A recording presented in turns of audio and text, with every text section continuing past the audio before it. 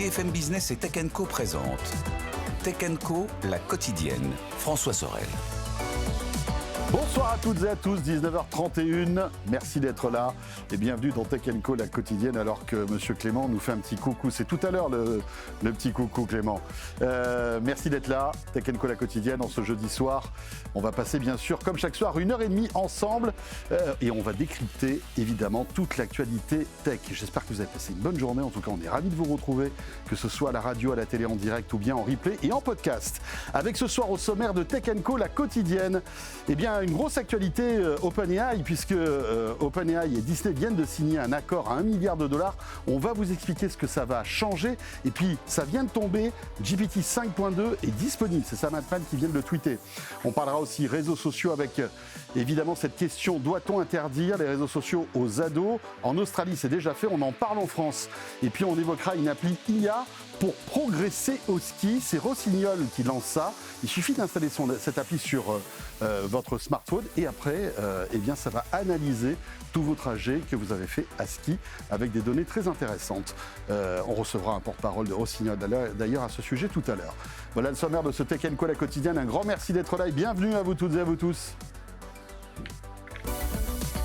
Tech & Co, la quotidienne, le débrief de la tech. Le débrief de l'ActuTech avec ce soir sur le plateau de Tech & Co, elle s'installe, c'est Claudia Cohen. Salut Claudia. Bonsoir, pardon pour le retard. Mais il n'y a pas de retard Claudia, si tu ne l'avais pas dit, personne ne l'aurait vu. Ah mince, ah bah oui. Et ben voilà, donc elle est à l'heure Claudia. Et bah ravi, merci pour l'invitation. Claudia Cohen qui est journaliste chez Bloomberg, bien sûr, à tes côtés c'est Clément David. Salut Clément. Salut.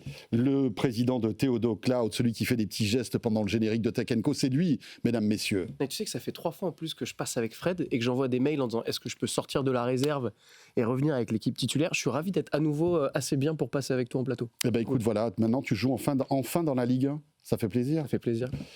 Il dit n'importe quoi ce soir, Clément. Je ne sais pas ce qui lui arrive. Pas... Heureusement que nous avons quand même la caution sérieuse de cette émission. C'est Michel Lévy-Provençal. Salut Michel. Salut François. Heureux de te retrouver aussi, prospectiviste, fondateur de TEDx Paris et de l'agence Brightness. Ravi de vous retrouver à tous les trois avec pas mal d'actualités. Et ça bouge du côté d'OpenAI, justement. Dans l'actualité des entreprises, c'est un accord majeur entre deux géants. Écoutez bien, OpenAI et Disney qui signent un partenariat. Il va permettre l'utilisation des personnages de Disney sur Sora, vous savez, la plateforme de vidéo créée par intelligence artificielle générative. Le géant de l'animation prend une participation au capital d'OpenAI à hauteur d'$1 milliard. Frédéric Simotel avec Nathan Coquimpo nous explique tout ça. Faire la course avec Flash McQueen dans Cars, tenir un sabre laser aux côtés d'R2D2 ou faire du surf avec Stitch. C'est bientôt possible grâce à l'intelligence artificielle, dans des vidéos générées sur le logiciel Sora ou dans des images sur ChatGPT. Le groupe Disney autorise à partir de l'an prochain, sur une première période de 3 ans et pour un contrat de plusieurs centaines de millions de dollars, les utilisateurs d'OpenAI à mettre en scène 200 personnages issus de ces univers Disney, Pixar, Marvel et Star Wars. L'annonce a de quoi surprendre car le géant américain du divertissement s'était toujours fortement opposé à l'utilisation de ces créations dans des outils d'IA générative. Disney a finalement jugé que ce n'était plus une menace pour les créateurs et qu'au contraire, cela va permettre aux fans de créer des vidéos personnalisées, mêlant pourquoi pas ces héros entre eux. Bob Iger, le PDG de Disney, récupère aussi dans la corbeille l'accès aux technologies d'IA d'OpenAI pour ses développeurs, créateurs, mais aussi pour les abonnés de sa plateforme Disney+. Un accord qui, tout en créant un précédent majeur en matière de coopération entre Hollywood et les métiers d'IA, ouvre la voie à une nouvelle forme de création audiovisuelle. En voilà un accord qui va faire couler de l'encre, les amis. Parce que c'est vrai, Disney, quand même, qui est on va dire la boîte artistique emblématique de la créativité depuis des dizaines et des dizaines d'années, qui s'associe, on va dire, au number one de l'IA générative. Pour faire quoi? Eh bien, Nathan nous l'a expliqué, c'est le fait de pouvoir voir apparaître, lorsque vous allez générer des vidéos avec Sora 2, des personnages de Disney, pour faire un peu tout et n'importe quoi, ça c'est vous qui voyez. Et puis aussi, c'est la possibilité pour Disney de se servir de toute cette vidéo générative pour, pourquoi pas, des prochains films et des prochains dessins animés, en tout cas des animations. Donc c'est quand même un partenariat win-win avec $1 milliard, évidemment, dans le pot, que injecte Disney dans OpenAI. Je voulais avoir votre avis là-dessus, parce que c'est la première actu OpenAI. Il y en a une deuxième qui vient de tomber. Clément. J'adore le CEO qui dit oui, avant c'était peut-être une menace, En fait, c'est bon, ouais, bien sûr. Et d'ailleurs, c'est exactement pour ça, parce que ce n'est plus une menace. C'est très bien. Ils évitent quand même soigneusement, en effet, la discussion de est-ce qu'ils vont utiliser ça dans leur propre grande production, etc. Pour l'instant, officiellement, c'est pour générer du contenu, pour les fans, pour machin. Ok. On y va mollo, quoi. On y va petit à petit. Voilà. Attends, ils ont quand même, avant même l'IA, ils avaient quand même 2-3 soucis avec les syndicats, notamment des scénaristes dans le monde du divertissement aux États-Unis, dans le monde des studios. C'est-à-dire, ils n'ont pas envie de relancer cette guerre tout de suite, même si elle va arriver à un moment ou à un autre. Ils ont glissé dans les accords quelques trucs sur l'engagement, des engagements, des guidelines pour préserver la créativité, les métiers de la création, etc. Bon, la partie la plus intéressante pour moi, c'est en effet ce que tu disais sur le fait qu'ils investissent aussi. Ils achètent des actions. Dans l'accord, il y a la possibilité de réacheter des actions plus tard à un prix préférentiel. Ils deviennent un des plus gros clients mondiaux de OpenAI aussi en utilisant les outils en interne. Donc c'est cool. C'est pas juste on va produire du contenu facilement avec des licences, etc. Ils essayent d'en faire un vrai move stratégique. Pour le coup, je trouve ça intelligent. Claudia ? Je trouve que cet accord entre OpenAI et Disney, c'est vraiment la dernière digue qui saute, parce qu'il faut quand même rappeler que Disney était vraiment un des fervents opposants au début à la naissance de l'IA. Et moi, je trouve ça incroyable quand même, et ça souligne à quel point on va dire la méthode très brute qu'a eu quand même OpenAI à ses débuts, parce que souvenez-vous, quand ChatGPT est sorti, les premiers modèles, tout le monde criait au scandale, tout le monde criait à la protection de la propriété intellectuelle, et finalement, sa méthode, c'était la bonne, parce qu'il est arrivé un peu comme un bourrin, effectivement, en proposant des contenus qui étaient largement inspirés de ce qu'avait aspiré son modèle. Et finalement, quelques années plus tard, on voit qu'il y a un des plus beaux partenariats avec un acteur qui quand même était extrêmement connu pour être conservateur et être extrêmement protecteur de ses IP. Le droit d'auteur, etc. Exactement, de ses créateurs. c'est fait aujourd'hui. Après, j'ai envie de dire aussi... Après, la citadelle créative n'est pas touchée, c'est ce que tu disais. C'est-à-dire qu'aujourd'hui... qui est assez oui, mais Pixar va rester Pixar avec ses infographistes et ses scénaristes, pour l'instant en tout cas.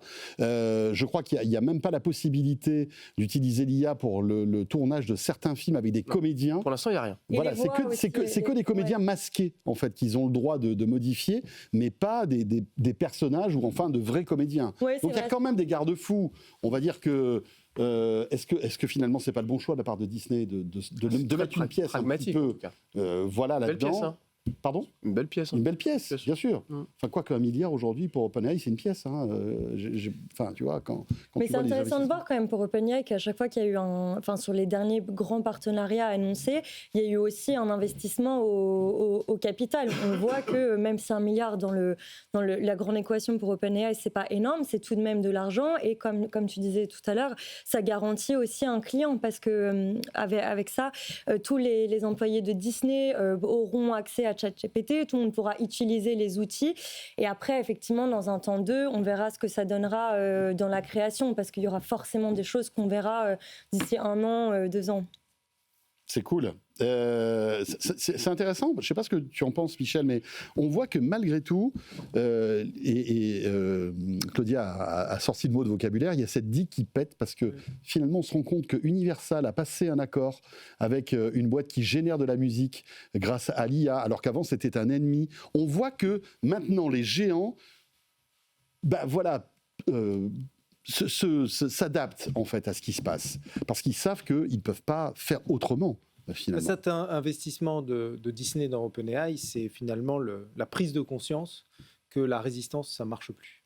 Et que en fait, le mouvement est tellement important qu'il faut y aller, que c'est du pragmatisme, hein, comme tu disais, Clément.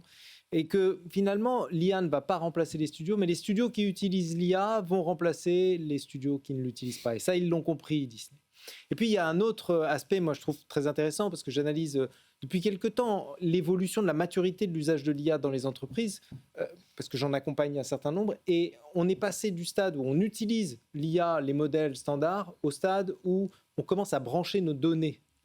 Et l'étape d'après, c'est qu'on branche les processus métiers dans l'IA, de sorte à créer des agents intelligents qui sont de plus en plus autonomes et qui réalisent des tâches. En fait, ce que fait Disney là, c'est exactement ça. C'est-à-dire qu'ils branchent leurs données à l'intérieur d'une IA. Et l'étape d'après, c'est de brancher leur processus, leur savoir-faire métier pour pouvoir automatiser un certain nombre de choses, pour gagner en productivité, pour aller beaucoup plus vite, tout en, évidemment, préservant la qualité créative. Parce que Ce qui compte, c'est plus la technique. On le voit bien. Quand on veut faire un film aujourd'hui, on n'a plus besoin de l'attirail qu'on avait avant. Avec l'IA, en fait, tout cela est démonétisé. En revanche, la valeur, elle, réside dans le coup de génie, c'est-à-dire la capacité à raconter une histoire. La créativité, l'émotion. Exactement, qui va nous bouleverser. Et Non, mais cette c'est vrai. capacité... Non, c'est parce que j'allais dire, on en parlera avec les Game Awards. Oui, mais ça, c'est un on a le point. temps. Ça, c'est un Si on point a le que effectivement, on en parlera quand on parlera en l'occurrence des studios français, parce qu'on a cette force en France, cette créativité-là.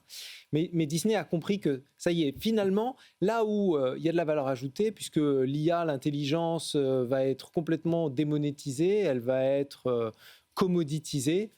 Là où il y a une différence, c'est ce que fait l'humain et en l'occurrence, cette capacité à générer de l'émotion. Et je pense que ça, ils l'ont parfaitement compris. Et c'est pour ça, entre autres, qu'ils investissent 1 milliard dans OpenAI. Et puis après, je pense que tu as un peu un côté aussi de peur d'être ringardisé, quoi. Parce que là, aujourd'hui, ça veut dire que demain, les utilisateurs de Sora pourront jouer avec Mickey, jouer avec Cendrillon, etc.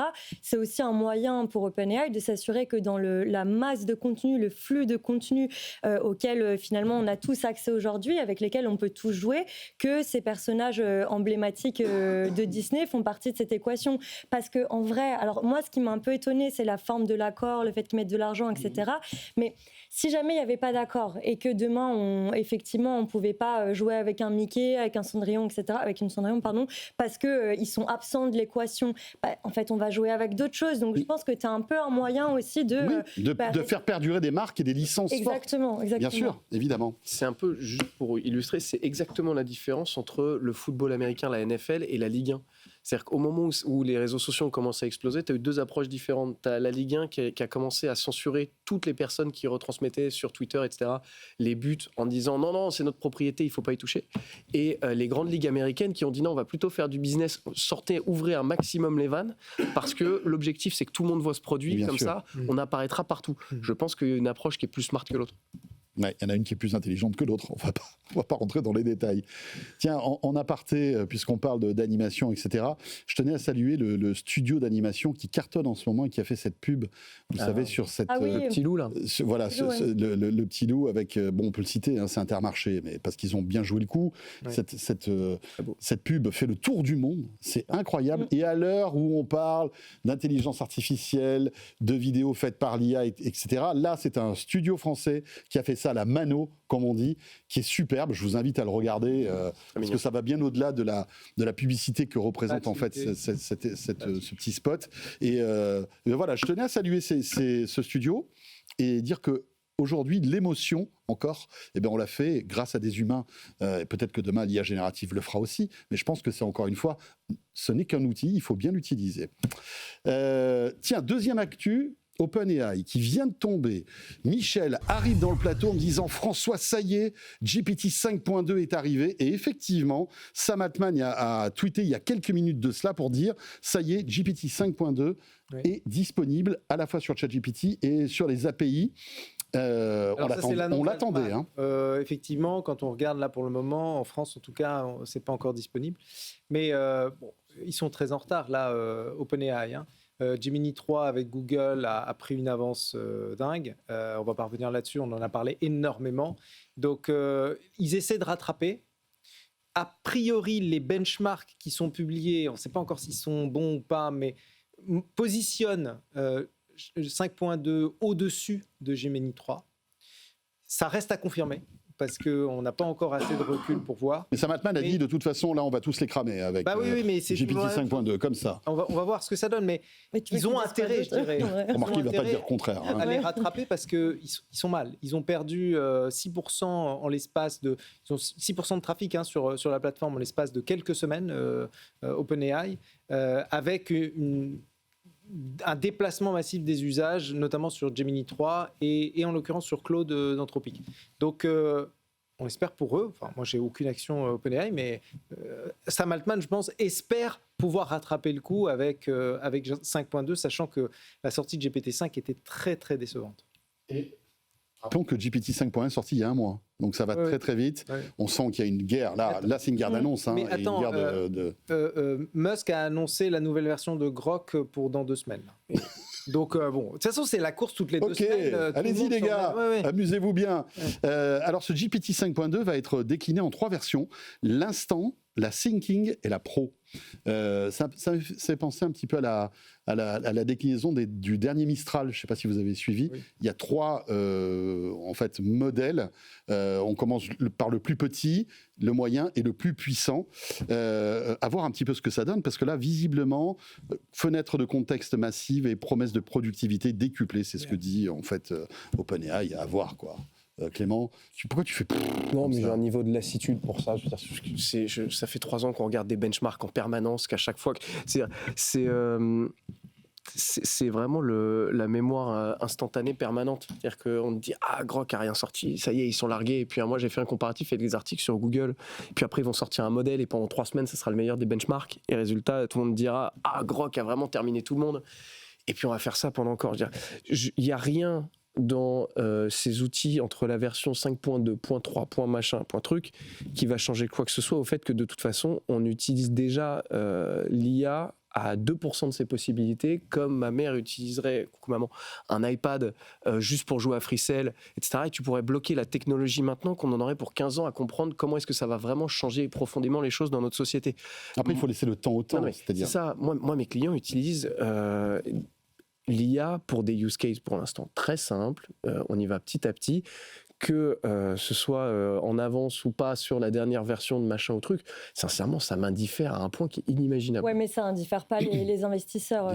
Pour le Là, c'est une guerre de com. C'est une guerre de com. Et oui, puis, mais en fait, comme ils jouent tous avec les mêmes règles, qu'ils investissent tous le même argent, je veux dire, Google est en train de rattraper, ils avaient un peu de retard au démarrage.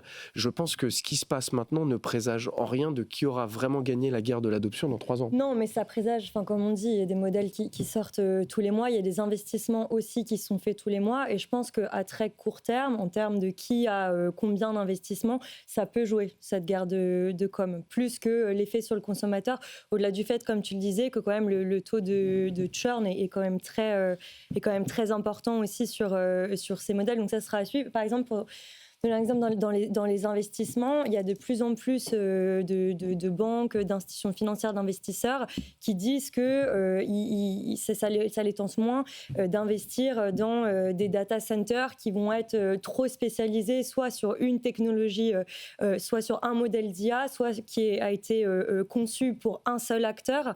Et ça, c'est ce que j'appelais une conséquence assez court terme de cette guerre de la communication. Et quand il y a eu justement les benchmarks ces dernières semaines en disant que les derniers modèles de Gemini étaient plus performants que ceux de ChatGPT, ça a eu des conséquences aussi là-dessus. Donc ça, c'est quand même à regarder de près. Pour les utilisateurs, je suis d'accord un tout petit peu moins. Enfin, moi, à titre personnel, je vois pas les énormes différences non plus. Non, je pense pas que ça nous serve à grand chose. Nous, à notre niveau, c'est clair. Je pense que c'est fondamental. Je suis pas tellement d'accord avec ce que dit Clément. Pour au moins 2 raisons. D'abord parce que c'est pas parce que nos clients français. Venez au milieu si vous voulez vous fighter un peu. C'est pas parce que nos clients français s'intéressent pas forcément au tout dernier modèle que c'est un bon comportement. Je pense qu'au contraire, aujourd'hui, il faut suivre cette course parce que la productivité, les gains de productivité, la performance dépend aussi de l'usage des modèles les plus avancés et des agents les plus avancés. Ça, c'est le premier point. Le deuxième point, c'est que, honnêtement, l'économie américaine dépend aussi de la performance de certains acteurs, dont OpenAI. Si OpenAI sous-performe, c'est tout un pan de l'économie US qui peut flancher. Nvidia, il y a beaucoup de dettes d'OpenAI vis-à-vis de Nvidia, vis-à-vis d'Oracle, vis-à-vis de Microsoft.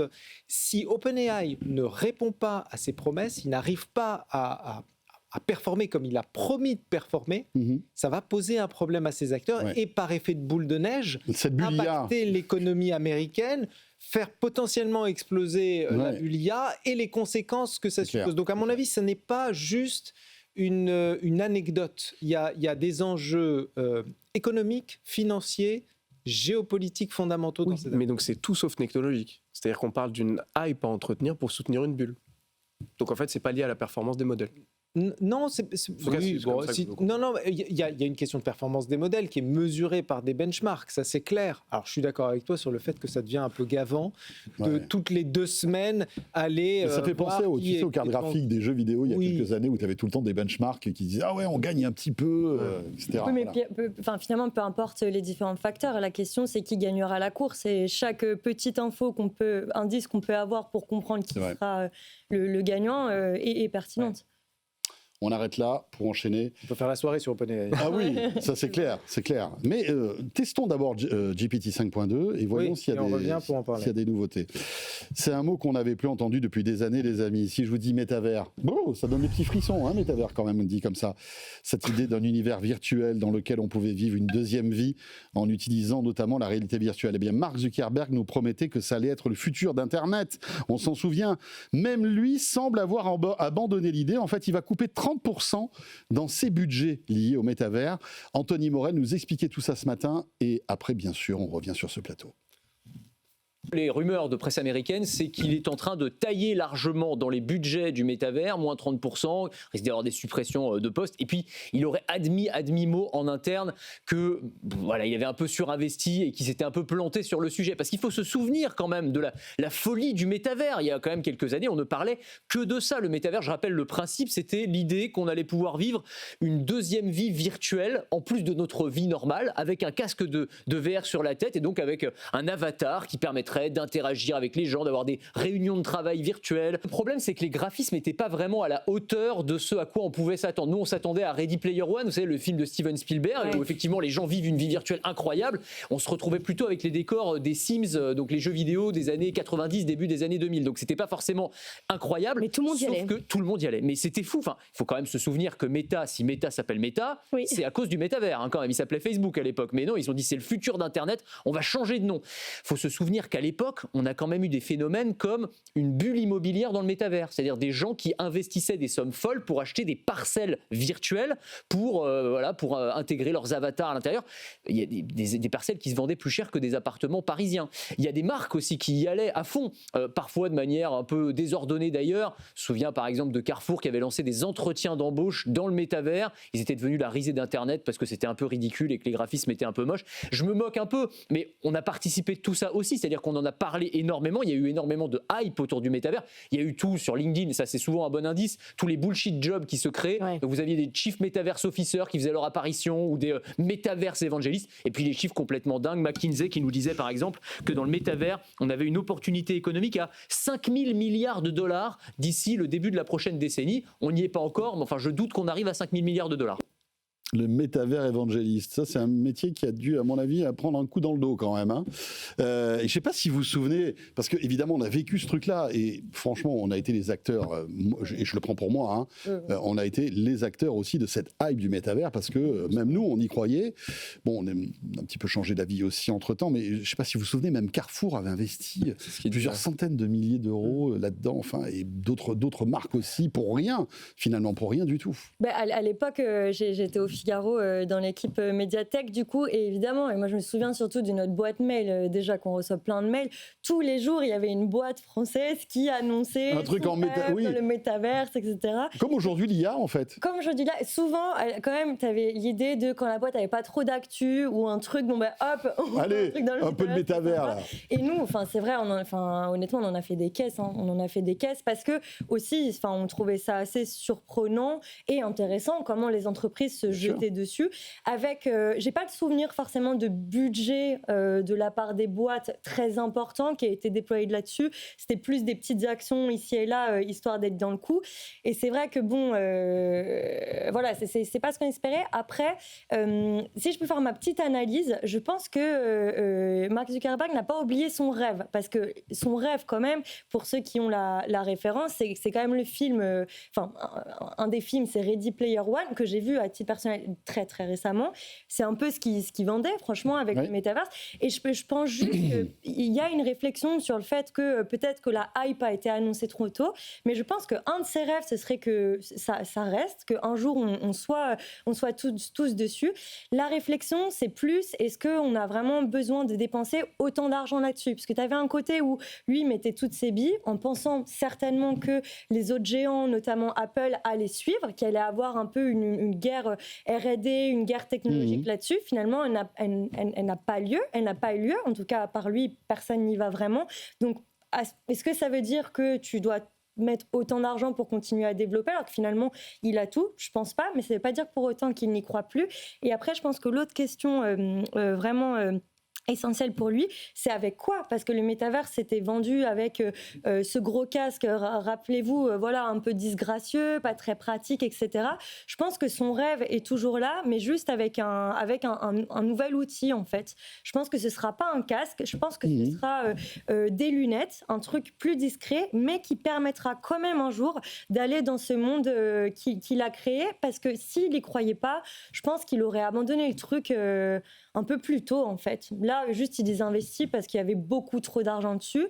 Mais à titre personnel, je pense qu'il y croit toujours. Et puis, ces investissements servent à quelque chose, Michel, hein, les lunettes, les lunettes connectées de Meta. Alors, pour l'instant, elles n'ont pas d'écran, mais on sait que demain, elles auront des écrans. Le prochain modèle sera équipé d'un écran. Et puis, petit à petit, on va monter en puissance. Donc, c'est pas comme s'il mettait cet argent à la poubelle, finalement. Ça sert à quelque chose. Il crée un OS de réalité augmentée. Oui. Vous vous rappelez quand Facebook a changé de nom pour devenir Meta? C'était fin 2021. Quand même, il ne faut pas oublier que fin 2021, il y a eu un épisode juste avant qui a changé nos vies et aussi nos interactions du même coup. C'est le Covid.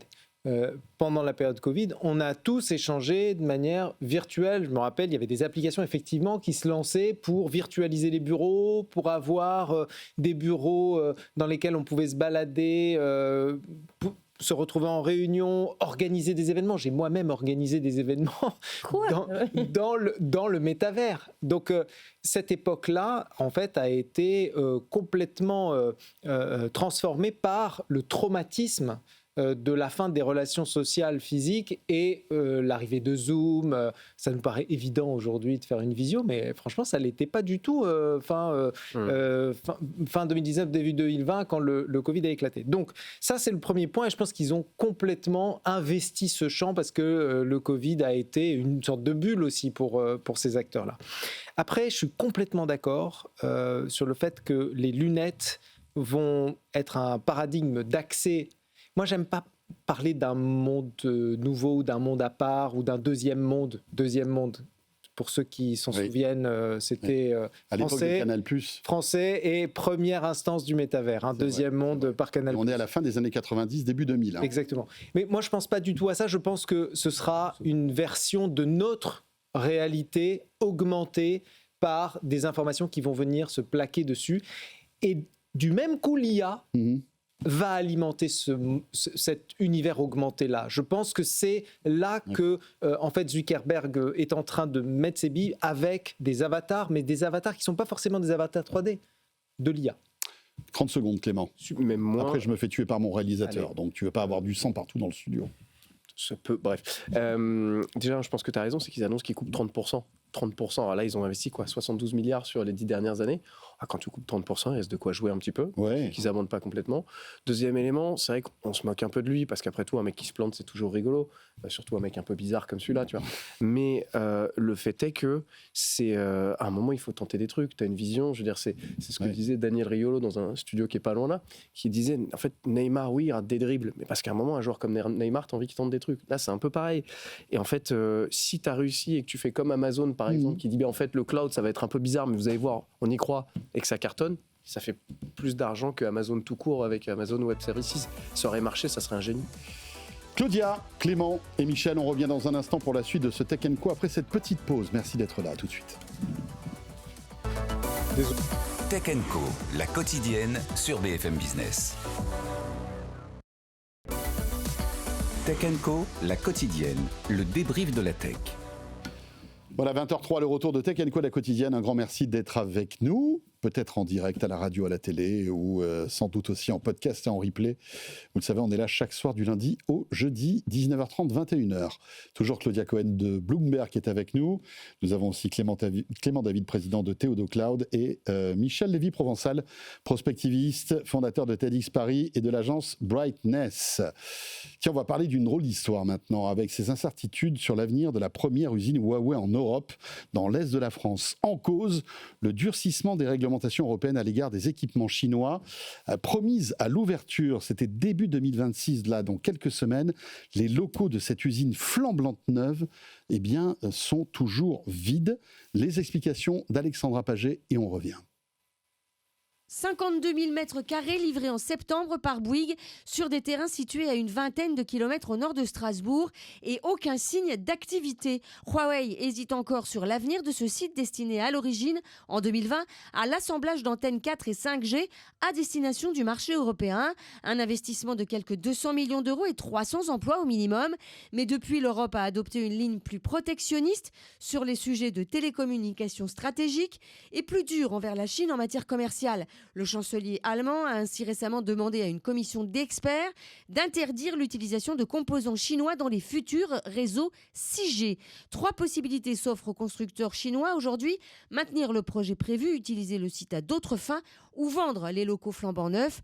La région Grand Est, qui avait envisagé une aide de 800 000 euros, n'a finalement rien versé au regard du peu de garanties reçues quant à l'avancée du projet. Selon des sources locales, plusieurs groupes intéressés par les locaux auraient visité les lieux. Voilà, drôle d'histoire, je le disais, une usine flambante neuve qui visiblement ne va jamais ouvrir. Alors au-delà des conséquences sociales que ça va avoir, voilà plusieurs centaines d'emplois qui ne vont pas être créés. Espérons qu'un repreneur puisse la prendre, parce que faut pas se voler la face. Huawei ne lancera jamais cette usine, qui au départ devait servir à des antennes 4G, 5G. Il y avait aussi pas mal de, de lobbying derrière cette usine, parce qu'elle était pas très loin du Parlement européen. C'est à l'époque où Huawei faisait beaucoup de lobbying pour lancer ses marchés, à la fois en France, mais aussi un peu partout en Europe et en Allemagne. Tout ça a bien changé en 3 ans. Aujourd'hui, Huawei, c'est un peu le vilain petit canard. Il y a eu aussi, rappelez-vous, des soupçons de corruption au Parlement européen de la part de Huawei. Bref, c'est une histoire qui se termine plutôt mal. Et c'est terrible, parce que là, on se retrouve avec des super locaux ultra modernes où il n'y a rien, en fait. C'est fou. Le timing est terrible quand tu vois aussi qu'aujourd'hui, c'est l'annonce de Brand qui ferme son dernier site en France. Oui. À un moment, tu regardes un peu ça et tu te dis à quel jeu on gagne. Alors, c'est pas la même histoire. C'est pas la même histoire. Non, c'est purement symbolique. Mais ce que je veux dire, c'est à quel moment on gagne, en fait. C'est-à-dire qu'on n'arrive pas à faire venir les autres. Nous, on n'arrive pas à garder les nôtres. Qu'est-ce qu'on fait ? Et le reportage est quand même très très poli. Quand on dit les règles se sont un peu durcies, les composants chinois, il faut quand même rappeler que les Chinois via Huawei avaient gagné quand même beaucoup de contrats en Europe sur la 5G, que ce soit en Angleterre, en Allemagne, en France, ils étaient très bien partis. Et qu'à un moment, on a des alliés qu'on adore de l'autre côté de l'Atlantique qui nous ont dit, en revanche, vous ne pouvez pas bosser avec les Chinois sur la 5G, ça va être avec nous, c'est pour votre sécurité, vous comprenez ? Donc à un moment, on joue à un jeu, on est perdant des deux côtés. Depuis l'allié, ça s'est un petit peu durci, ils nous ont fait aucun cadeau commerciaux, c'est pas le même président, mais depuis que Trump est arrivé. Donc en fait, on est un peu entre le marteau et l'enclume, on est des sacrés dindons de la farce quand même.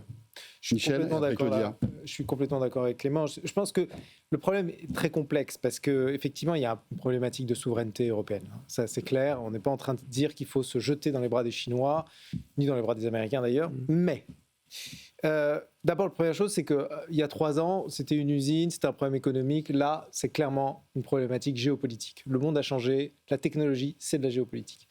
Le deuxième point, c'est que, en fait, pendant tout le mandat de Biden, l'Europe s'est amusée à mettre des limites à tout deal avec les Américains, les AI Act, la RGPD, le DSA, le DMA, etc. On en est arrivé à un point où, d'une certaine manière, ce qu'on vit avec Trump aujourd'hui, la nouvelle doctrine européenne de Trump, en fait, c'est le résultat aussi de notre attitude en tant qu'Européens. Donc on se coupe de l'Ouest. Et là, en même temps, évidemment, les Chinois sont très... Moi, j'étais en Chine il y a 3 semaines. Je peux te dire qu'ils sont super demandeurs sur le marché européen parce qu'ils ont un marché local qui est vraiment pas super. La Chine s'est mal. coupée. Les États-Unis s'est coupé, donc ils veulent investir en Europe, ils veulent bosser en Europe. Et là, qu'est-ce qu'on fait ? On bloque à nouveau.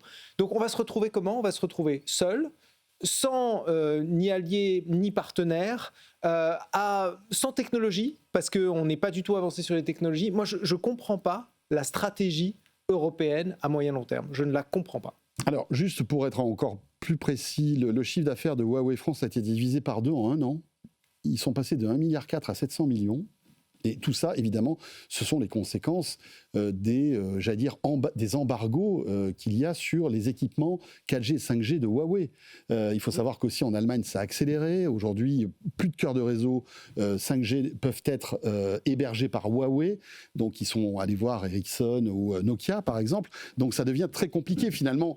Huawei se dit, ça sert à quoi Et ce qui s'était passé déjà en 2019 en France, rappelez-vous, les antennes avaient été démontées, avaient été remplacées par... Les opérateurs télécoms français certains opérateurs télécoms français avaient été obligés de démonter du matériel. Et là, ce qui était intéressant, c'est la place aussi géographique, stratégique de l'usine. Tu le disais, à côté des instances européennes, aussi à côté de l'Allemagne. Et c'est vrai que là, les nouvelles... les nouvelles velléités de l'Allemagne n'ont pas arrangé. Après, moi, je vous trouve un petit peu dur. Je pense que l'usine trouvera preneur assez facilement. La question qu'on peut se poser, c'est pourquoi, entre grands guillemets, virer des Chinois si jamais, par exemple, des Américains arrivent. Je pense, il y a un moment où, effectivement, faut bien choisir ses alliés. Est-ce que choisir des alliés américains face à des alliés chinois, c'est la bonne solution ? Faut se poser la question. Il faut dire qu'il y avait beaucoup de flou depuis quelques années déjà sur l'usine, et c'est d'ailleurs pour ça qu'elle n'a pas reçu de subvention de la région, parce que la région en fait disait depuis déjà, je crois, 2 ans qu'en fait il n'y avait pas d'activité dans l'usine, qu'on disait 300 à 500 emplois dès 2026, mais c'était pas les gars qui arrivent du jour au lendemain, quoi. Il devait déjà y avoir des gens. Donc voilà. Après, à titre très très personnel, ça ne me choque pas non plus qu'il y ait un durcissement des instances gouvernementales vis-à-vis d'acteurs chinois. Si ça peut accélérer le développement d'acteurs européens aussi, leur permettre d'obtenir plus de marchés publics. Oui, notamment Nokia et Ericsson, qui sont des acteurs européens. Oui, exactement. Enfin, à un moment, il faut aussi prendre des décisions qui peuvent paraître peut-être extrêmes aux yeux de certains pour qu'il y ait des marchés qui se développent aussi. Se débloquent aussi. Oui, en tout cas, espérons que cette usine ne soit pas un vrai gâchis et qu'elle soit rasée pour... Ça va être repris. Mais... Espérons-le. Mais bon, après, c'est une usine qui a été conçue pour fabriquer des antennes 4G, 5G, tu vois. Donc, tu peux pas demain ouvrir une conserverie. C'est pas possible. Non, mais ce que je veux dire par là, c'est que malgré tout, il doit avoir à l'intérieur des équipements hautement technologiques, etc., etc. Clément, tu voulais dire quelque chose ? Ouais, en fait, je suis d'accord avec toi s'il y a un plan derrière. Moi, ce qui m'embête avec l'Europe, c'est que je suis assez d'accord avec Michel sur le côté. J'ai pas de souci avec le fait qu'on prenne des décisions dures. Et si on sort tous les Chinois de la 5G, moi j'en ai rien à faire, je roule pas pour les Chinois et on a la confiance qu'on connaît dans les équipiers chinois, donc c'est pas un souci.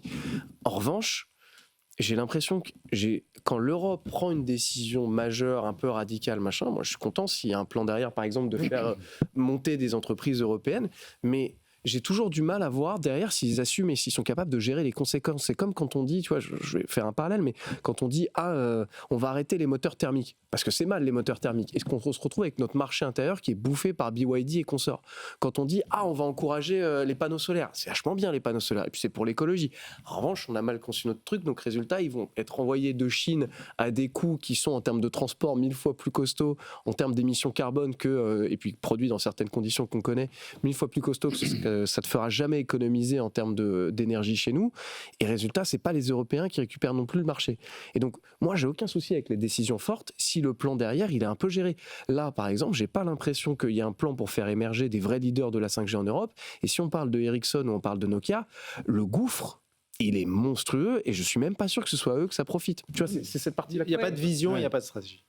Et il y a la vision peut-être qu'il va y avoir, mais là c'est plus sur le cloud. Vous savez, là la Commission européenne est vraiment en train de réfléchir à mettre en place pour le coup une préférence soit nationale, soit européenne, plutôt une préférence européenne pour la commande publique sur les services de cloud, ce qu'on appelle un European Buy Act. Donc il y a des choses comme ça qui aujourd'hui sont dans les tuyaux, qui pourraient être mises en place l'année prochaine.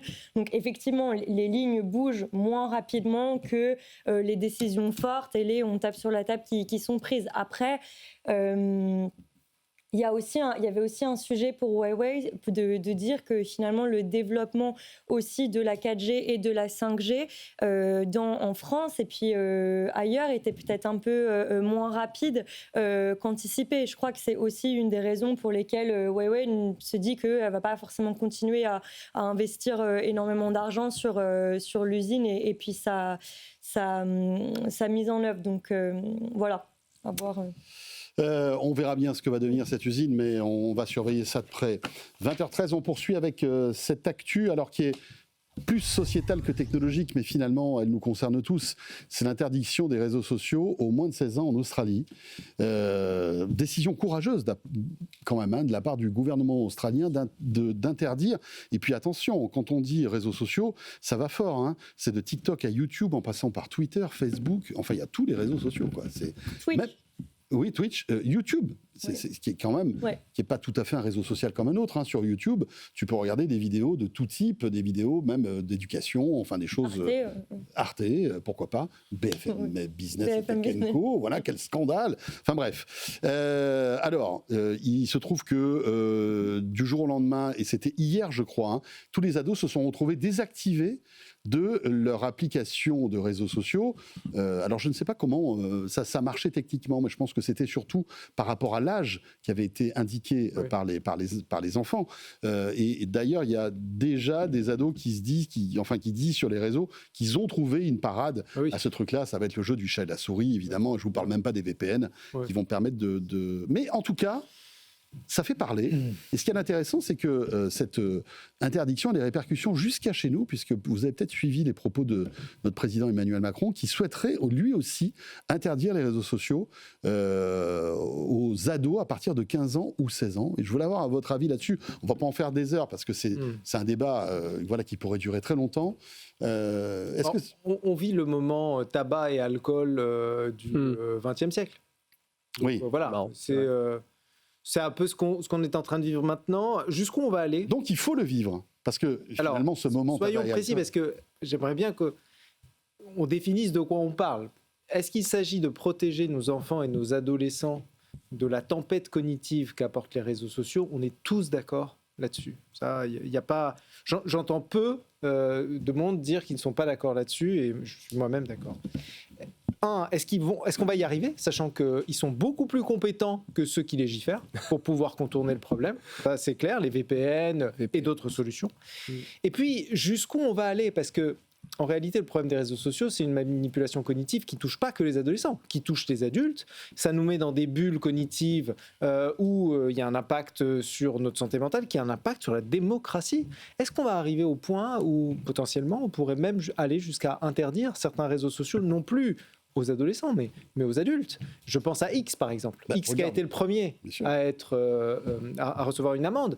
Est-ce qu'on va aller jusqu'à interdire... Regarde TikTok aux États-Unis. Alors bon, après, c'est devenu un peu n'importe quoi sous l'ère Trump. Mais au départ, TikTok devait être interdit aux US. Le problème qu'on a, c'est qu'encore une fois, on n'a pas anticipé. La Chine a sa propre infrastructure. Donc elle a son propre X, elle a son propre WeChat, qui est hyper surveillé. Qui est hyper surveillé. Je ne dis pas qu'il faut adopter le modèle chinois. Je dis simplement qu'ils se sont donné les moyens de leur souveraineté. Les Américains l'ont. Nous, on n'a rien fait. Les Américains, ils n'ont pas grand-chose, hein, excusez-moi. Non, mais ils ont leurs réseaux sociaux, tu veux dire ? Oui, non, ils ont leurs réseaux sociaux. Oui, ils ont leurs réseaux mais ils ne surveillent pas comme les... Non, je parle pas de ça. Je parle de souveraineté. Okay, je parle de souveraineté. Nous, Européens, on n'a pas d'alternative à Facebook, on n'a pas d'alternative à X, on n'a aucune... Oui, Biril. Mais Biril, c'est quoi comme part de marché ? Okay. Donc, à un moment donné, on ne s'est pas donné les moyens de le faire. Donc, on est... Encore une fois, c'est le même sujet que précédemment. On est un peu obligé, sinon on va interdire et on va nous accuser d'être des régimes autoritaires. Et le sujet pour les enfants est d'autant plus important. Effectivement, il y a beaucoup de nocivité, de bulles cognitives sur les réseaux sociaux. Mais quand tu es enfant et que ton cerveau n'est pas aussi formé qu'un cerveau d'adulte, moi, je trouve que le parallèle entre on commence à interdire aux plus jeunes et ça veut dire qu'on pourra interdire demain à tous, je suis pas sûre que ce soit le bon. Ensuite, pour parler de la France, il faut rappeler qu'en 2023, il y avait eu déjà une loi qui avait été promulguée donc en France pour interdire les réseaux sociaux aux moins de 15 ans. Et en fait, cette loi, à l'époque, s'était heurtée à la réglementation européenne, en fait, Oui. parce que en fait, ça n'allait pas. Là, la réglementation européenne a changé. Donc Emmanuel Macron remet ça sur la table. Moi, je trouve que ce serait une excellente idée. Après, ce qui va beaucoup m'amuser, c'est le débat dans lequel on va repartir sur on fait quoi, on utilise quoi pour checker. Et là, je ne sais pas si vous vous rappelez, mais le débat qu'il y avait eu sur les sites pornographiques où le patron de la Poste à l'époque, Philippe Val, avait dit « Ah, mais vous pouvez utiliser Digipost si vous voulez pour pouvoir aller sur les sites pornographiques ». Là, vous avez Emmanuel Macron qui a dit que éventuellement on pourrait utiliser Pronote. Pronote, c'est Extraordinaire. le truc en ligne pour les notes, etc. Donc, je pense que ça va être assez marrant. Et au-delà aussi de l'interdiction pour les moins de 15 ans en France, il y a aussi, et ça, je trouve ça un peu plus problématique, le couvre-feu numérique que la France aimerait mettre en place. Donc, ça veut dire juste un shutdown des réseaux sociaux entre telle heure et telle heure la nuit. Donc, à voir si ça se fera. En tout cas, par rapport à 2023, ce serait légalement possible cette fois. Voilà pour ce sujet. Il nous reste quelques minutes. J'aimerais qu'on évoque maintenant le jeu vidéo avec les Game Awards, la cérémonie la plus prestigieuse du jeu vidéo. C'est aujourd'hui, c'est à Los Angeles. Et parmi les grands favoris, un Français, le studio Sandfall Interactive, complètement dépassé par le succès de son tout premier jeu qui est Clair Obscur, Expédition 33, déjà vendu à 5 millions d'unités. Il pourrait tout à fait se passer d'un prix, mais un Game Award resterait une consécration. Les explications d'Erwan Morris et après, on revient bien sûr sur ce plateau. Le jeu Expédition 33 a propulsé ce petit studio montpelliérain en pleine lumière. Il est nommé dans 12 catégories, dont celle du meilleur jeu de l'année. Un nombre de citations qui est une première absolue aux Game Awards. François Meurice, cofondateur du studio, s'avoue dépassé par les événements. Le lancement du jeu a été complètement fou. Et depuis, on est à la fois sur un petit nuage et on continue d'être surpris chaque jour par les nouvelles qu'on a, soit de l'industrie, soit des fans qui nous écrivent beaucoup. Le studio de 30 salariés qui revendique son indépendance était donc loin de s'attendre à ce phénomène, d'autant que son fondateur assure ne jamais avoir cherché à faire un blockbuster. On est une petite équipe, on est très soudés. Après, on a travaillé aussi avec des partenaires partout dans le monde. Mais je pense que oui, on a une mentalité d'indépendance et surtout de liberté créative, en fait. Depuis le début, on s'est dit qu'on mettrait la créativité avant l'argent, entre guillemets, pour arriver à un jeu dont on était fier et à un certain succès, quoi. Livres, vinyles, les produits dérivés de l'œuvre s'arrachent aussi. Les fans en demandent toujours plus, si bien qu'une tournée de concerts de la musique du jeu aura même lieu à guichet fermé en 2026. Sandfall Interactive travaille déjà sur une mise à jour d'Expédition 33 et sur un nouveau jeu. Nous avons déjà des idées très prometteuses, dit le studio, sans que rien ne doive voir le jour avant plusieurs années. Voilà une bonne nouvelle pour terminer ce débrief de l'ActuTech de Tech & Co. Un jeu français qui fait l'unanimité, qui a eu des notes incroyables. Enfin, succès du public, succès des professionnels du jeu vidéo, des critiques. Clément, t'es fan, toi? Moi, j'adore. J'ai commencé ce truc. Tout le monde, au moment où il est apparu sur les réseaux, il a fait un carton absolu. En 3 jours, il a fait plus de ventes que Assassin's Creed Shadow, qui est sorti 2 semaines avant, sur les 2 semaines où c'était sorti. Alors que Assassin's Creed Shadow, le budget c'est 250 millions, donc c'est Ubisoft, c'est français aussi. Ça, le budget c'est 5 millions. Et c'est des anciens d'Ubisoft qui ont monté le truc. Et moi j'ai lancé le jeu. Et parce que tout le monde en parlait, je me suis dit, bon, déjà un peu, il y a le côté petit pousset, comme en Coupe de France, t'as envie que. Oui, bah oui, donc de donner sa chance à un donc je me petit suis jeu. dit, ok, il y a ça. Et l'hype, c'est aussi, c'est des Français, on aime bien Cocorico. J'ai lancé ce truc. Au bout de 15 minutes, j'étais scotché. Le prologue, pour ceux qui l'auront fait, le prologue, tu t'arrêtes. C'est cinématographiquement extraordinaire. La musique est folle. C'est mon album le plus écouté sur Deezer dans mon récap Deezer de l'année. J'ai pas réussi à avoir de place pour le concert. Le prologue, tu le termines, t'es comme ça, tu poses ta manette, tu dis. Et après, tu prends. Moi, je joué 80 heures à ce jeu, ce qui est pas mal quand même.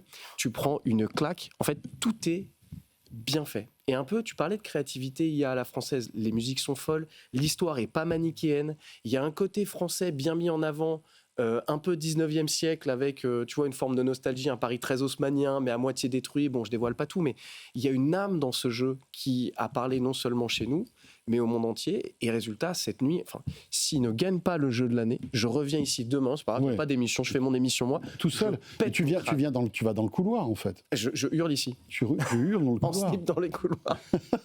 Pardon. Non, mais voilà, ce jeu est sincèrement extraordinaire, c'est pas une hype. Voilà, et franchement, c'est un succès mérité. Claudia, tu t'intéresses un peu à cette industrie du jeu vidéo. Ça fait plaisir de voir un studio indépendant comme ça cartonner, quoi. Oui, je m'intéresse de loin, pour être honnête. Après, à la maison, j'ai un très très gros gamer, donc je suis de loin quelques jeux. J'ai fait. Mais alors, est-ce qu'il joue à clair-obscur, ton gamer?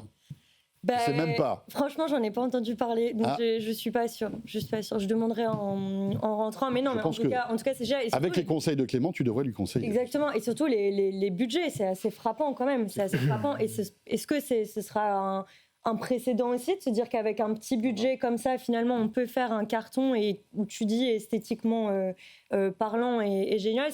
On leur souhaite de gagner. Juste une anecdote, quand je vous dis ce jeu a une âme.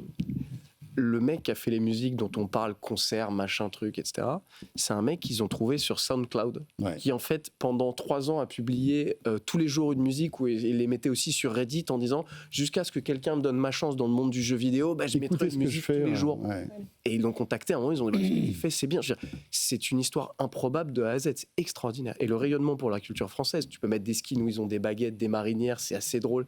Il y a des mimes marceaux un peu géants, même pour la France, c'est extraordinaire.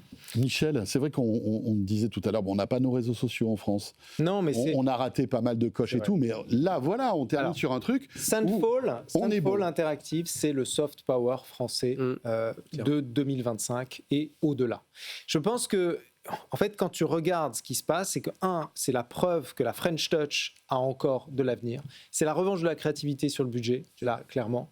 Et puis, 3 exemples très courts. Quand je vais à TED chaque année, les seuls speakers français qu'on retrouve sur scène sont des créateurs. C'est des créateurs de jeux vidéo, c'est des gens qui ont fait, par exemple, qui ont fait les JO, tout le cinéma, le cinéma, les JO, la planète entière a remarqué à quel point on a su créer cette expérience, cette capacité de créativité. J'étais en Chine, comme je vous le disais, il y a 3 semaines, et j'ai fait un tour en Asie, mais en fait, dans toute l'Asie, la marque France est associée au lifestyle et à la créativité. On nous reconnaît cette force-là. Je pense que pas que le luxe, parce que c'est vrai que le luxe, c'est presque un peu facile. Non, je parle de la créativité. Oui, mais le luxe, c'est un cas à part. C'est vrai que le luxe est omniprésent. Le luxe français est omniprésent en Asie. Non, c'est cette capacité à créer. Et là, c'est la preuve, avec peu de budget, qu'on a encore cette étincelle-là. Je pense que c'est en réalité l'avenir de notre secteur. Et ça peut marcher partout, dans toutes les industries, en réalité. C'est toute forme d'art, en fait. On a des histoires à raconter. Au-delà de ça, on a des expériences à proposer au monde. Je suis d'accord. Tu t'es intéressé un petit peu à ce studio. Qu'est-ce qu'ils ont comme... Non, mais en fait, c'est leur premier jeu. Ouais, mais ils ont déjà d'autres trucs. Ils communiquent un petit peu sur ce qu'ils vont faire après. En fait, déjà, ce qu'ils font, c'est qu'ils exploitent, à raison, l'univers qu'ils ont créé. Il y a un bouquin qui est en train de cartonner, qui est dans toutes les librairies, etc., où tu vois les artworks de ce qu'ils ont fait. Moi, c'est quoi ça? Je l'ai mis dans ma liste de Noël. C'est une sorte de making-of avec des interviews, etc., etc. Ils font les concerts, en fait, ils sont en train de travailler sur la suite. Le risque pour eux, c'est que c'est comme ton premier bouquin ou ton premier album. T'écris le premier ou ton premier spectacle, souvent quand t'es humoriste, t'écris le premier parce que t'as un truc à raconter. Et cette histoire, ils l'avaient en tête. Ils avaient des choses à dire. Et le scénario est époustouflant. Tu vois que les décors, ils se sont pas dit, il nous faut des décors. Ils avaient un monde en tête et ils l'ont créé. La question, c'est, est-ce que derrière, quand tu fais le 2, c'est parce que t'as encore des choses à raconter, parce qu'ils vont faire un 2, ou est-ce que il faut faire un 2 parce qu'à un moment, t'inquiète pas que le budget va exploser. Donc, ils ont un défi de toute boîte qui scale, en fait. Mais là, pour l'instant, ils sont en train de créer un univers autour. Et juste, j'ai pas eu de rappel de place pour le concert Soundfall. J'habite rue Jacques-Cartier dans le 18e. Envoyez une place. Merci. Une seule en plus, tu veux même pas y aller avec un pote ou une copine? Deuxième, il bah, avec le bravo, chat. tiens. Alors là, franchement, c'est pas joli. Si tu vas pas au concert, tu auras une place pour TEDx Paris. J'en profite pour faire une promo. Hein. Oh là là, bien joué. Donc ça sera le 10 février au Grand Rex. Et je dis une chose. Ça a l'air de lui faire plaisir aussi. Alors, non, mais ça va. Peut-être pas autant que le concert, mais TEDx pas loin. Paris cette année, ça sera, je pense, la meilleure prog que j'ai jamais organisée. Je pense, là, je suis en train de travailler sur. Tu nous redonnes la date? Le 10 février. On aura l'occasion d'en reparler la prochaine fois. Je suis impressionné par la qualité des intervenants. Claudia? Et moi, j'ai mon spectacle de théâtre en si vous voulez venir. Un spectacle de théâtre? Le 11e, voilà, je donnerai l'adresse à ceux qui m'écrivent. Waouh! Claudia, mais fait du théâtre aussi? C'est la première année, donc théâtre amateur. Ça va être super. Attendez, alors, c'est quoi la pièce? On ne sait pas encore. Ah, d'accord. Ah, bah voilà, c'est ça le suspense. On verra suspense. bien. On en est au tout début, hein, visiblement. Merci beaucoup, Claudia. Merci. Claudia Cohen, Bloomberg, actrice. Clément David, président de Théodo Cloud, un peu fan de jeux vidéo. Allez, Michel Lévy-Provençal, merci à toi, Michel. TEDx, entre autres, et puis fondateur de l'agence Brightness. Vous restez avec nous, Tech & Co revient dans un instant pour notre dernière demi-heure avec, au sommaire, cette appli que vous téléchargez sur votre smartphone, que vous glissez dans votre anorak et pendant que vous allez skier, analyse votre niveau. Pas mal. Et puis, on ira faire un petit tour du côté des startups, quelques-unes des startups qui sont en route pour le CES 2026. Le CES qui approche, hein, c'est dans moins d'un mois maintenant et on y sera bien évidemment toute la team de Tech & Co pour vous faire vivre depuis Las Vegas ce plus grand salon dédié à la tech. On va en parler dans quelques instants avec Fabrice Marcella, entre autres. Petite pause, le Tech Flash de Léa Benaïm et on est de retour. À tout de suite. Tech & Co, la quotidienne sur BFM Business. Tech & Co, la quotidienne, Tech Flash. Voilà, 20h32, c'est l'heure du Tech Flash. Ce qu'il faut retenir de l'actu tech de ce jeudi, c'est avec Léa Benaïm. Bonsoir Léa. Bonsoir François et bonsoir à tous.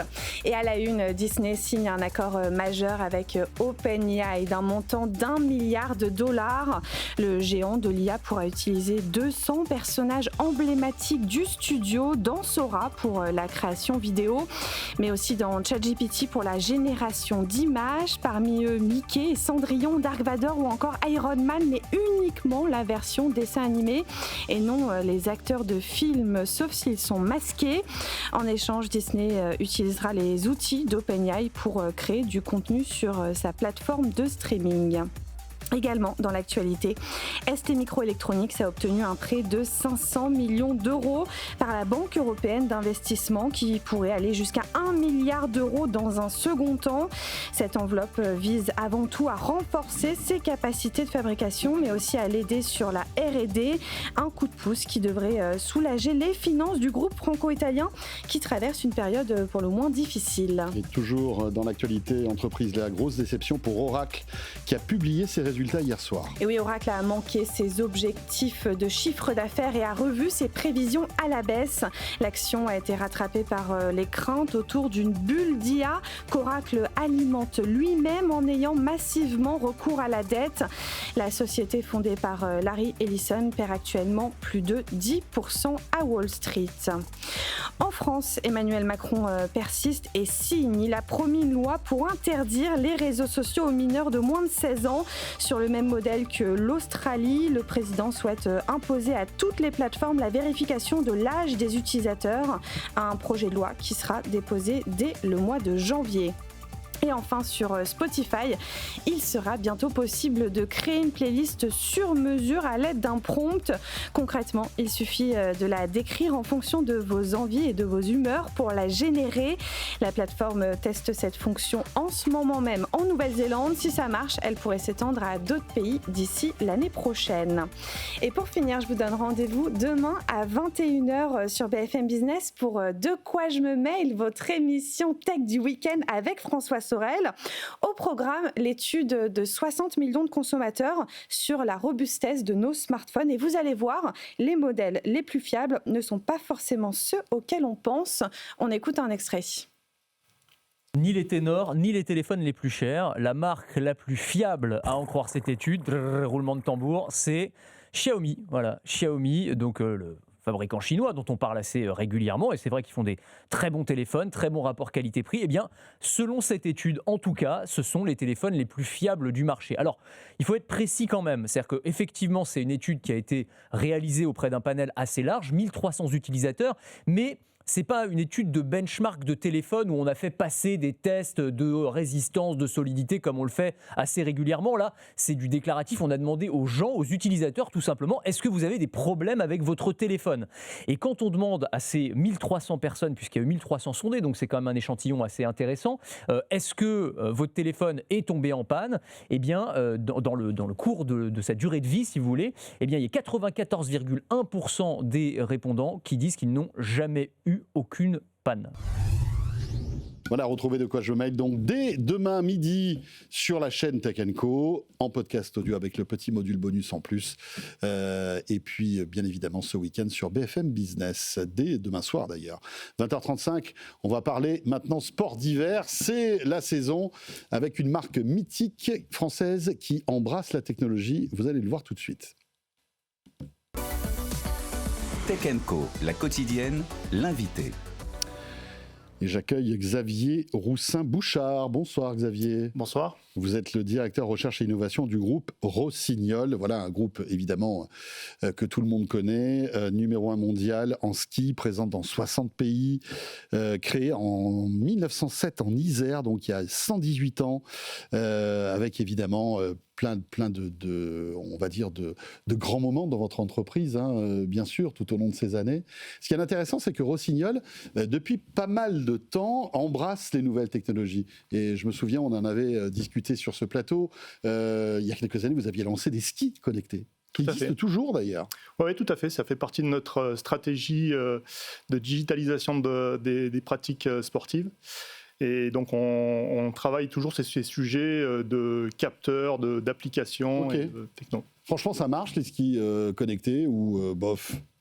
Ah, si, oui, il y a un public pour vrai ça. potentiel. Ouais. Les skis sont toujours en développement, ils sont toujours du côté de l'innovation chez nous, mais il y a un Mais je peux acheter des skis connectés ou pas? Non, toujours pas. Ah, d'accord. Donc en fait, vous attendez de quoi? D'être prêt technologiquement pour les mettre en vente, c'est ça? C'est ça, les technologies vont très vite. On a des stratégies, nous, avec des niveaux différents en fonction de la cible, si c'est un skieur amateur ou si c'est un skieur de Coupe du Monde. Ok.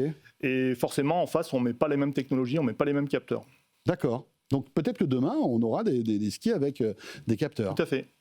Alors là, on va en plus simplifier la chose puisque finalement, on va parler de notre téléphone. Vous avez sorti une application qui est toute nouvelle, qui s'appelle OnPiste Plus.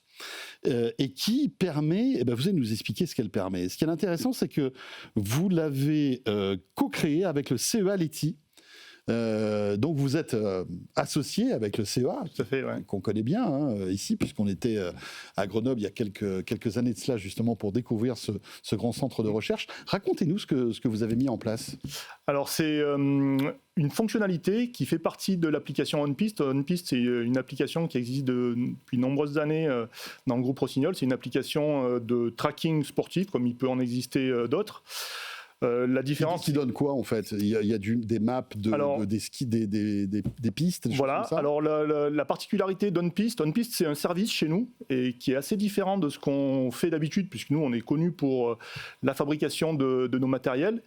Et le service OnPiste, c'est un service d'ingénierie touristique. On travaille directement avec les communautés de communes ou les offices du tourisme pour développer des parcours et mettre en valeur les territoires. Et donc l'application, c'est l'outil qui va faire le lien entre les territoires justement et les utilisateurs. Et on a intégré depuis le mois d'octobre la fonctionnalité OnPiste Plus qui est vraiment spécifique pour le ski alpin. Et avant de rentrer dans les détails de OnPiste Plus, vous avez des statistiques de téléchargement et d'utilisation de cette appli OnPiste? Oui, bien sûr. Enfin, je veux dire, les skieurs la téléchargent pour s'en servir? Alors, ça marche en fait, l'appli, elle est valable pour toutes les pratiques de sport de pleine nature. Donc, aussi bien le trail que le ski de rando. Non, absolument pas.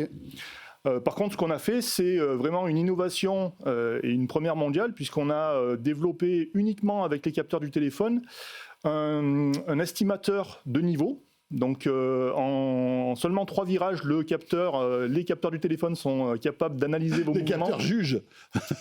Ils jugent pas, ils donnent des valeurs. Et derrière, ils vous donnent votre niveau de ski selon les normes de l'ENSA, donc qui est l'école nationale de ski alpinisme, qui forme les moniteurs. Et donne également, on estime la puissance mécanique que vous développez. Incroyable. Donc ça, c'est ce que vous avez mis en place avec le CEA. Avec le CEA, voilà. Donc, comment ça marche en fait? Comment vous arrivez? Alors, je prends mon téléphone, je télécharge l'appli, je lance un truc ou ça se fait automatiquement? Vous lancez votre enregistrement dès que vous chaussez les skis en bas des remonts de pente. Je mets mon téléphone dans l'anorak, dans la poche de mon pantalon. Dans la poche du pantalon, c'est important. C'est mieux? Oui. Parce qu'il ressent mieux les mouvements. Les mouvements. Et à partir de là, qu'est-ce qui se passe? Et à partir de ce moment-là, on enregistre les données, à la fois GPS, accéléromètre, gyromètre. Et donc, on va voir les accélérations dans toutes les directions, verticales, latérales, longitudinales. On enregistre 100 points par seconde, donc c'est vraiment très important. On a une très bonne définition. Et ensuite, les données sont analysées. Avec l'aide de l'intelligence artificielle, on a, avec le CEA, développé l'algorithme où on a fait apprendre à la machine les descentes selon les classes et les niveaux de l'ENSA. Donc, vous arrivez à mesurer le nombre de virages par minute, la puissance transférée au ski en watts. Voilà, ouais. Bon, ça, je ne sais pas trop ce que c'est, mais ça va être important. Ouais. Voilà. Et la vitesse. Exactement. Bien évidemment. Ouais. Et en 3 virages, le verdict tombe. C'est ça? C'est un peu ça. Ouais. Avant que le skieur tombe aussi. Non, quand même. Et c'est lancé ça déjà? Ou est-ce que c'est en... C'est disponible. Ok. On a travaillé durant 3 ans pour arriver à se passer de capteurs et à utiliser uniquement le téléphone. Et depuis le mois d'octobre, c'est disponible, donc vous pouvez le télécharger et dès que vous serez sur les pistes, l'utiliser. Très bien. Comment s'annonce cette saison? C'est compliqué à dire, non? Parce que vous êtes la saison de ski est intrinsèquement liée à la météo, non? Tout à fait, ouais. Ça a bien commencé. Exactement. On a eu des petites frayeurs là, avec un radoucissement. Ouais. Après, ça, c'est des choses qu'il faut accepter. Hein. De plus en plus, on sait qu'on aura comme ça des épisodes climatiques. C'est pour ça qu'on cherche aussi à se diversifier, mais en tout cas, dès qu'il y a de la neige, on en profite. Voilà, à télécharger si vous avez la joie d'aller pouvoir skier durant les fêtes ou même après pendant les vacances d'hiver, en février, mars, etc. Ça s'appelle On Piste Plus, voilà, et c'est Rossignol qui propose ça. C'est gratuit ou pas? C'est gratuit. En plus, formidable. Merci beaucoup. Merci. Xavier Roussin-Blouchard, vous êtes directeur recherche et innovation du groupe Rossignol. 107 ans, Rossignol. 20h42, vous restez avec nous. Tout de suite, direction la rédaction de Tech & Co.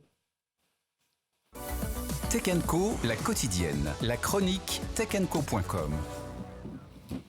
C'est même pas 107 ans, Rossignol, c'est 118. Je me suis trompé en plus. Il est temps maintenant d'aller du côté de la rédaction de Tech & Co avec Kesso Diallo qui nous a rejoint, qui n'a pas 118 ans, vous l'avez remarqué tout de suite.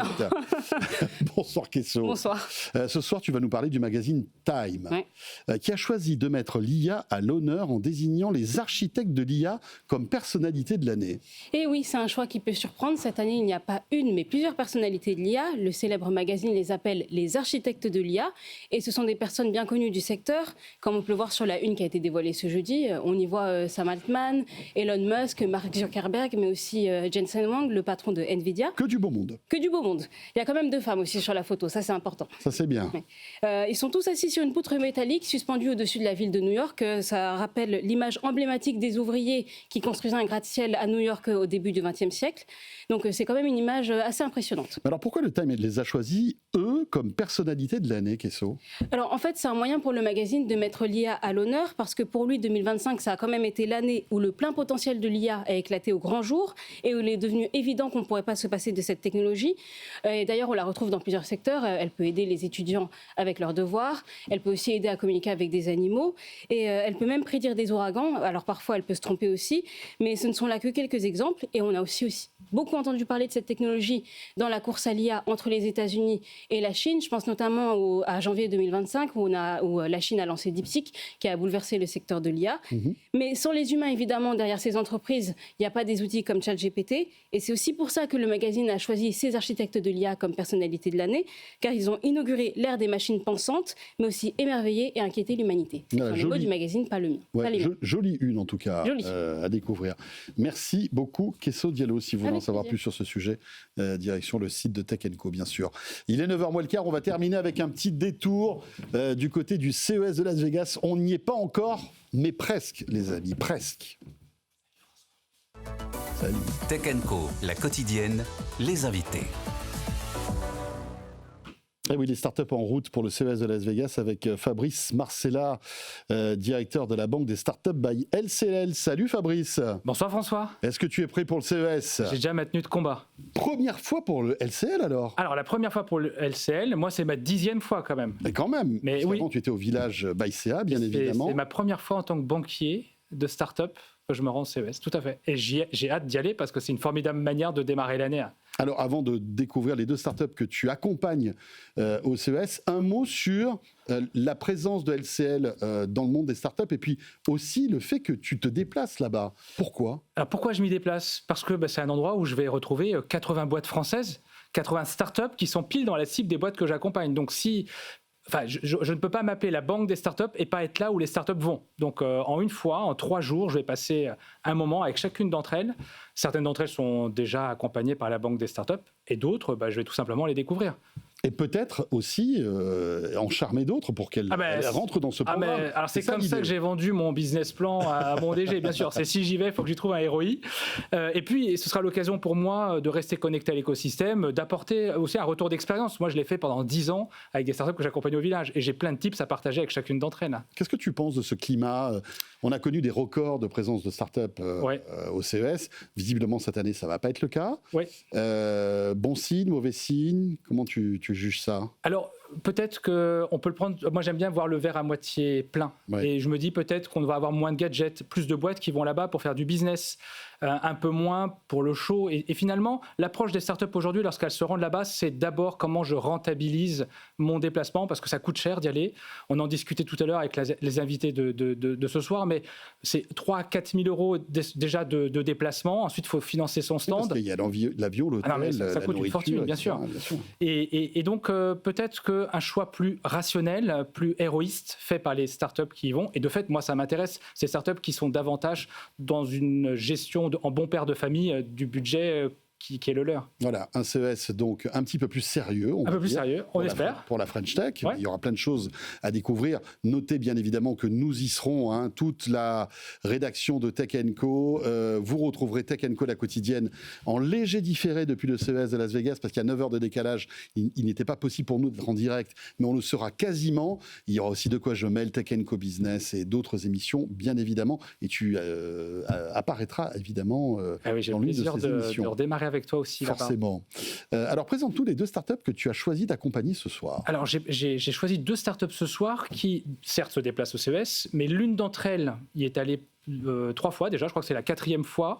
C'est SkyTed, qui est une très belle boîte sur le sujet de l'acoustique notamment, et je laisserai Stéphane Hersen, son DG. Il doit connaître le plan des allées par cœur. Mais lui aussi, il a plein de tips. Il a plein de tips et de conseils à partager, notamment avec son voisin, qui est Guillaume Charly, il va aussi avec une boîte qui s'appelle Inside Quest, qui est sur le sujet de la gamification des process de l'entreprise. Donc là, en plus, on a d'une part une startup très produit qui a l'habitude, une startup qui est très service et pour qui c'est la première fois. Je pense qu'à eux deux, ils peuvent s'échanger des bons plans pour pouvoir exister au CES. C'est pas évident d'exister au CES. Le show à l'américaine est extrêmement présent. Donc, Et puis toi aussi, comme c'est ton 10e CES, tu as 2-3 conseils quand même à leur donner. Je vais les partager. Mais déjà, l'un des conseils, c'est de s'assurer qu'ils ont commencé à le préparer. Parce que s'ils y vont les mains dans les poches, c'est mort. Ça se prépare avant. 70% du succès d'une boîte qui se déplace au CES, c'est avant de mettre le premier pied dans l'avion. Après, j'en ai plein d'autres. Je pense notamment à l'un d'entre eux que j'avais trouvé très concret. C'est pourquoi pas d'engager des stagiaires américains pour pitcher sa boîte et surtout faire rabatteur sur les allées. Qui mieux qu'un Américain peut le faire finalement pour les faire venir ses prospects ou autres investisseurs sur le stand des startups. Très bonne idée. Si c'est pas fait, il est peut-être encore temps de le faire. Allez, il faut se dépêcher, il faut trouver le casting. Allez, on commence avec Stéphane Hersen, dont c'est le quatrième, ça sera le quatrième CES ou le cinquième là? C'est le quatrième. Quatrième, CEO et fondateur de SkyTED. Alors, vous avez porté un casque. Quelle est en fait la définition de SkyTED? Qu'est-ce que vous faites? Alors nous, on aide des millions de personnes aujourd'hui qui se déplacent à gérer leur voix quand ils veulent faire des appels dans un lieu difficile comme un train, un avion ou dans un bureau, ou qui veulent garder une certaine confidentialité dans leurs propos. Okay. On a eu beaucoup d'affaires cet été de gens qui ont eu des discussions dans des restaurants. Et c'est pas toujours facile de garder, en fait, aujourd'hui, une confidentialité. La technologie évolue très vite. Donc nous, on a développé, et c'est là-dessus qu'on est vraiment focus, tout un tas de services qui va nous permettre, en fait, à la fois une app bulle de son, c'est la première fois qu'on va la présenter au CES, qui va me permettre de savoir jusqu'où je suis perceptible et intelligible, par exemple dans un avion, dans un train ou dans un bureau. Et puis, on lance cette année le casque pour les bureaux qui va nous permettre aussi de gérer notre voix et de s'assurer qu'on parle un peu plus bas que les autres pour éviter ce qu'on appelle le cocktail party effect et d'en fait d'avoir ce qu'on appelle la contrainte dans les bureaux, les acouphènes, la difficulté pour beaucoup de personnes d'être dans des bureaux vraiment très bruyants. Parce que c'est vrai que quand on est dans des open space ou même dans des lieux publics où les personnes passent des coups de fil, c'est insupportable en fait. Hein. Et puis c'est dangereux pour votre société. Donc à la fois on a Là je m'adresse à notre productrice, notre pauvre Léa Benaïm qui est en face d'elle, Frédéric Simotel, autre éminent journaliste tech qui passe souvent ses coups de fil en open space. Il va falloir un système comme ça pour lui. On a la solution. Mais c'est quoi le truc en fait? C'est simplement parler moins fort? Vous avez un micro qui est près de la bouche ou ça va plus loin? Donc c'est un micro qui va venir chercher le son près de la commissure des lèvres, qui va vous permettre de parler beaucoup moins fort. Et par IA, on va remonter en fait votre voix pour que votre interlocuteur vous entende très bien. Et que en fait votre voisin vous entend beaucoup moins. Donc on connaît les règles de la gêne dans les bureaux, on est capable de les calculer par une app. Et si vous parlez un peu plus fort, moi mon voisin, au lieu qu'il me dise s'il te plaît Stéphane, parle un peu moins fort parce que tu me déranges, on a tous un collègue ou une collègue dans un bureau qui parle fort. Tout le monde se reconnaît avec chaque fois on nous dit ça sera pour un tel ou un tel. C'est vrai. À mon voisin en fait avant que je dérange, il va avoir lui la tranquillité. Moi je vais avoir une petite alarme sur la bulle de son qui va me permettre pour la première fois de m'assurer que je ne parle pas trop fort et je ne dérange pas mon voisin. Oui, parce que c'est pas évident de parler doucement quand on a l'habitude de parler normalement. C'est aussi toute une pédagogie et d'autres habitudes à prendre, non? Absolument, on avait l'habitude de parler fort dans un micro. Un micro dans un téléphone est réglé pour parler à 93 dB, c'est anormalement fort. Donc aujourd'hui, en parlant, nous, à 50, 60 dB, par exemple dans un avion ou dans un train, vous allez vous mettre juste en dessous du bruit du son. La bulle de son va vous assurer que vous restez à 20 cm ou à 30 cm sans déranger. En fait, l'intelligibilité ne va pas dépasser. C'est-à-dire que vous allez me dire spatialiser en fait ma bulle de son pour savoir si des gens qui sont, on va dire, à quelques centimètres de moi vont entendre ce que je dis ou pas. Si je suis à côté de vous dans un avion ou dans un train en classe économique, mon épaule va toucher la vôtre, la bulle de son, je vais m'assurer que si mon appel est vraiment silencieux, il y a eu des cas aussi de fuite très importantes dans le train, on va s'assurer que je reste entre 30 et 40 cm et je vais m'assurer que d'une part, je ne dérange pas mon voisin, dans un avion principalement ou dans un train ou dans un bureau, mais d'autre part que mon propos va rester confidentiel. Et ça, c'est très important pour Fabrice, il faut tester à Las Vegas, dans l'avion pour qu'il mène à Las Vegas. Ah bah oui, on peut s'appeler si tu veux tous les deux dans l'avion parce que ça. Mais je sais pas si tu as remarqué, mais Stéphane, il a même plus besoin de casque pour parler et de réguler sa voix parce que là, ça y est, il a déjà régulé. C'est son job. Oui, il a compris. Donc ça a même des effets bénéfiques sans le casque, c'est ça qui est sympa. Ça s'appelle SkyTED donc, on vous souhaite un bon CES Stéphane, tout simplement. Merci, à bientôt. Guillaume Charlier est avec nous, bonsoir Guillaume. Donc deuxième start-up que nous présentait Fabrice à l'instant, Inside Quest, vous en êtes le CEO. Alors racontez-nous, de quoi s'agit-il? Inside Quest, ça cherche à répondre à un problème, c'est le désengagement des collaborateurs dans leur entreprise. Il y a l'étude Gallup sur l'état du travail qui est publiée tous les ans, qui révèle 2 chiffres absolument terrifiants. Le premier, c'est que le désengagement des collaborateurs, ça coûterait 8% du PIB mondial. On parle en trillions de dollars, donc c'est des sommes invraisemblables. Et le deuxième, c'est qu'il y a 25% des collaborateurs qui vont dans l'entreprise uniquement pour faire du présentéisme. Donc ils sont présents, mais ils ne produisent rien. Donc, ça existe, ça? Oui, ça existe visiblement et ça existe dans une proportion qu'on sous-estime beaucoup. Et donc nous, ce qu'on propose, c'est finalement de mettre entre les mains des salariés un jeu vidéo dans lequel ils vont retrouver tous les codes du jeu multijoueur, massivement multijoueur en réseau. Donc un avatar qui va se promener, qui va faire des quêtes, qui va gagner des points, qui va grandir, qui va pouvoir échanger ses points contre ses cadeaux. Mais ces quêtes, ce ne sont pas d'aller tuer des crocodiles sur une plage paradisiaque ou d'atteindre la Lune. Sa quête, ça va être de compléter sa feuille de temps en temps et en heure ou de faire sa demande de formation correctement. Et là, vous pensez que vous arrivez avec ce type de gamification à limiter le désengagement des collaborateurs ? Alors en fait, ce dont on se rend compte, c'est que, et c'est assez étonnant, avant d'être un collaborateur, il y a un humain, cet humain, il joue. Et quand il joue dans un jeu massivement multijoueur en réseau, il est capable de faire pendant des heures des opérations absolument invraisemblablement répétitives. Donc, je parlais tout à l'heure de mes fameux crocodiles. Il va tuer des crocodiles, en espérant qu'à un moment, en récupérant le gain qu'il y a sur ce crocodile, il va tomber sur l'objet épique qui va lui permettre d'être reconnu comme étant l'un des meilleurs joueurs. Et ça, il le fait pendant des heures et ça ne l'embête pas. Dans l'entreprise, on lui demande de faire une feuille de temps par semaine et ça l'embête. Donc, en fait, on s'est dit quelles sont les différences. Et les 3 différences, c'est 1, le fun. 2, c'est que le parcours pour le faire soit simplifié et qu'on y arrive assez facilement, alors que chacun autour de cette table aura en tête quelques mauvais souvenirs de processus un peu mal goupillés qui rendent fou. Et le 3e point, c'est d'être récompensé. Et donc voilà, c'est par ces 3 leviers qu'on joue sur le fait d'engager ou de réengager les collaborateurs. Fabrice. Oui, le vrai défi, justement, pour Guillaume lors du CES, c'est de pouvoir montrer tout ça, parce qu'il n'a pas un objet, et on sait que c'est un lieu où... Voilà, c'est facile de montrer du soft au CES. C'est très compliqué. C'est vraiment, je trouve que c'est le plus gros défi, c'est vraiment celui des startups en service. Oui, parce que Stéphane a un produit, finalement. Il a un produit, il va faire la démo, les gens vont s'arrêter. Donc toi, ton défi, ça va être comment je chope dans les allées des prospects, des clients, des journalistes, des investisseurs. Alors en fait, on a... Donc tu as sûrement prévu quelque chose. Ouais, on a prévu quelque chose. Alors pour répondre au point que tu évoquais tout à l'heure, nous ça fait un bon moment, ça fait depuis avant l'été qu'on a commencé de préparer le CES. Là, j'ai un de mes associés qui passe entre un mi-temps et 2 tiers-temps à travailler, à préparer, à tout essayer d'assembler tout ce qu'il faut préparer pour le CES, et on n'avait pas vu arriver d'ailleurs cette déferlante. Et donc ce qu'on a prévu, c'est qu'en fait quelque part de présenter de ce qu'on nous on appelle des packages produits, c'est-à-dire des réponses spécifiques à des situations de vie dans l'entreprise qu'on va pouvoir montrer clé en main. Par exemple, le challenge commercial. Comment ça se passe pour un challenge commercial ? Eh bien, le collaborateur est averti, il sait les objectifs qu'il a atteints, on voit les paliers qui passent, les cadeaux qu'il obtient, etc. Ça, c'est le premier sujet. Deuxième sujet, on a fait un package autour des séminaires en partenariat avec une entreprise qui s'appelle Naboo. Et donc là, on habille complètement le séminaire, depuis l'invitation du collaborateur à participer au séminaire jusqu'à se rendre sur place, trouver les membres de son équipe, etc., etc. Et on l'a même dans une version un petit peu luxueuse, gamifiée avec un loup-garou, qui fait qu'on joue, à la fois on joue et à la fois on travaille son efficacité dans son séminaire. Eh bien, bon CES, Guillaume, Charlie, CEO de InsideQuest. Stéphane, merci beaucoup. Stéphane Hersen et puis Fabrice. Ben voilà, on se retrouve bientôt à Las Vegas. Ça sera le Reka Park, bien sûr.